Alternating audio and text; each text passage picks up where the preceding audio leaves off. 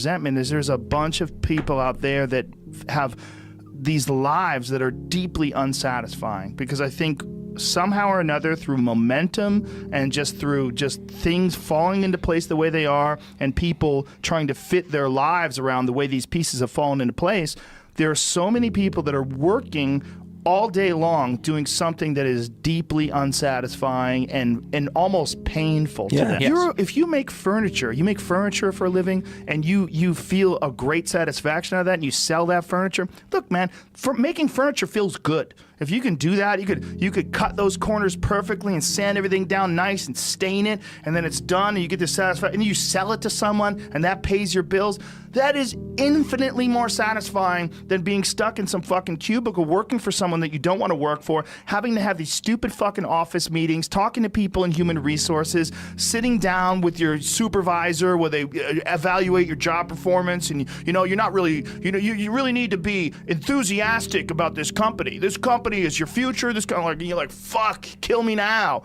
There's a lot of people out there that would way rather do something else, and I hope they understand that they can. Everybody's got these stupid barriers they put in their own head. You got to resist those goddamn things, because they don't do you any good, and they certainly define the potential for your future in a negative way that's not self-serving, and it's not even real. You put this artificial ceiling on the potential for what you're doing. If you hit a wall, okay, that just means you need to regroup and rethink. It doesn't mean that wall's there, especially when it comes to something like social media or like a podcast, something where you like it less, fix that. Figure out a way to do it. You can do that. And this idea that there's no way to get past the starting block today is just ludicrous. It's crazy. And it's just this poor thinking. And people that are trapped in bad situations, one of the problems is you feel like this is your future. You feel like you're fucked and you can't get out of that. There's no hope. There's no light at the end of the tunnel. There's no rainbow.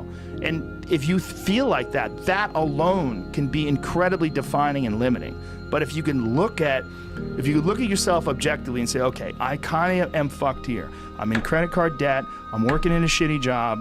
I don't like what I'm doing, but I have some ideas. I need to feed those fucking ideas. I need to feed them and water them, and I need to set aside a certain amount of time every day to just try to make those things happen. You can do that.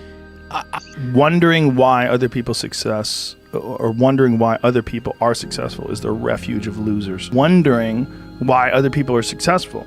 Like, who gives a fuck? You can say you think it sucks, but to spend time wondering why someone is successful and hating on someone who's successful, it doesn't do any good. It's like, what is that old expression that jealousy is, it's a poison that does the opposite of its intended, is that your mind, you have a certain amount of bandwidth.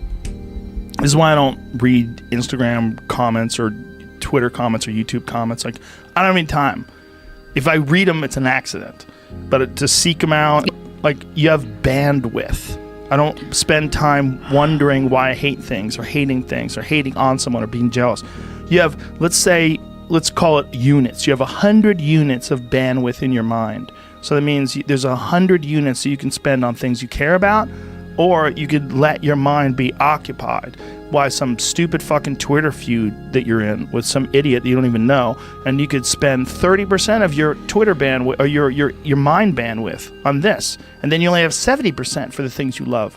And then maybe you're involved in some fucking relationship with someone who's an idiot, and you're arguing back and forth with them. Well, there's another 30% that's gone. Now you have 40% left. You have 40% for the things you love instead of 100%.